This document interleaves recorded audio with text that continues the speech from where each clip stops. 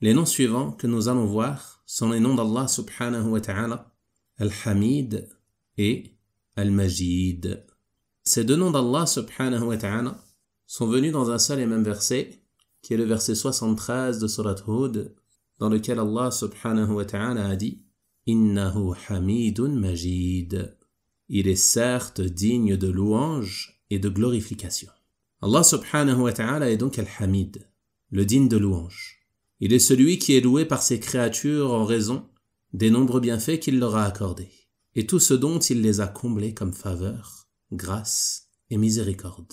Il est Al-Hamid, le digne de louange, en raison de sa perfection, de la perfection de ses noms, de la perfection de ses attributs, et de la perfection de ses actes, subhanahu wa ta'ala. Ces noms, comme vous le savez, sont les noms les plus beaux. Ses attributs sont les attributs les plus parfaits. Et ses actes sont les actes les plus justes entre grâce et équité.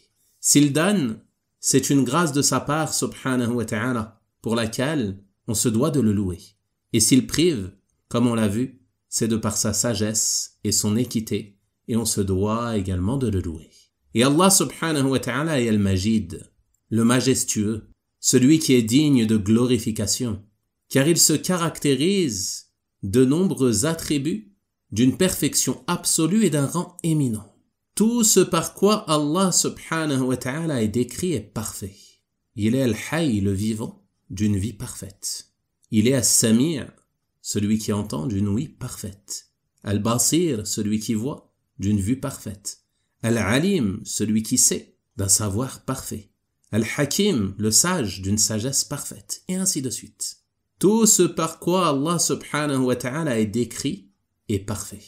C'est pour cela qu'il est le majestueux et le digne de glorification. Il se caractérise par des attributs d'une perfection absolue et d'un rang éminent, subhanahu wa ta'ala.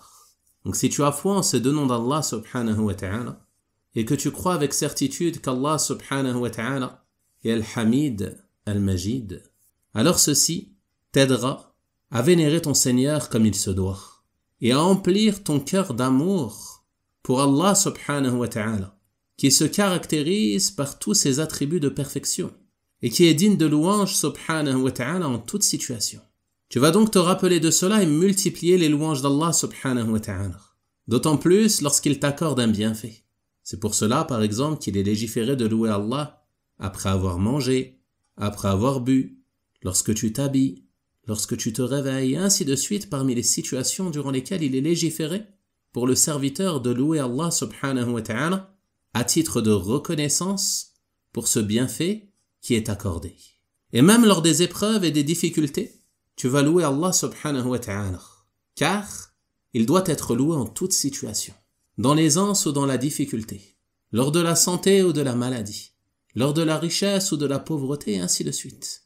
Dans l'aisance, tu loues Allah subhanahu wa ta'ala à titre de reconnaissance, car il fait partie de la reconnaissance envers Allah subhanahu wa ta'ala, de reconnaître que ce bienfait qui t'est accordé provient de lui, dans ton cœur, mais aussi d'être reconnaissant envers lui avec ta langue, en louant Allah subhanahu wa ta'ala, en proclamant ses éloges et ses glorifications, et également en utilisant ce bienfait dans l'obéissance à Allah subhanahu wa ta'ala. Et dans la difficulté, tu vas louer Allah subhanahu wa ta'ala, et ceci est une façon de t'en remettre à lui, car il se peut que la sagesse de l'épreuve t'échappe. Lorsque tu es dans la difficulté, il se peut que tu ignores la sagesse pour laquelle tu es éprouvé par cette difficulté.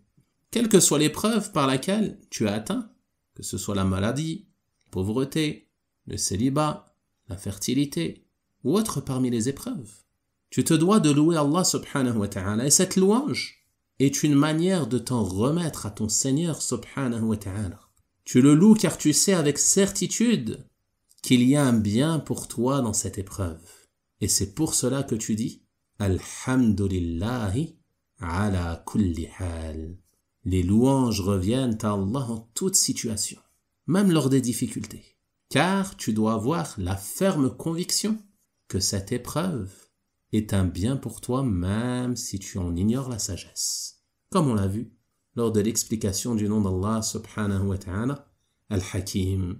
Il se peut que vous ayez de l'aversion pour une chose, alors qu'elle est un bien pour vous, Et il se peut que vous aimiez une chose alors qu'elle est mauvaise pour vous. C'est Allah qui sait, alors que vous ne savez pas.